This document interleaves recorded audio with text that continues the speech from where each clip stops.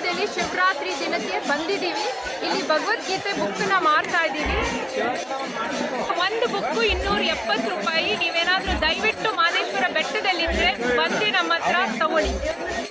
ಕೃಷ್ಣನ್ ಬಗ್ಗೆ ಯಾರು ಕೃಷ್ಣ ಅಂತ ತಿಳ್ಕೊಳ್ಳೋದಾದ್ರೆ ಕೃಷ್ಣನ್ ಬುಕ್ಕೂ ಇದೆ. ಇದು 330 ರೂಪಾಯಿ.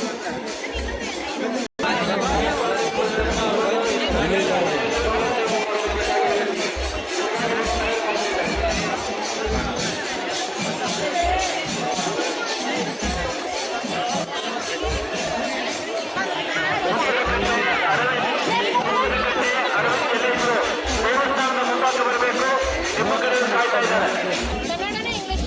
ಕನ್ನಡ.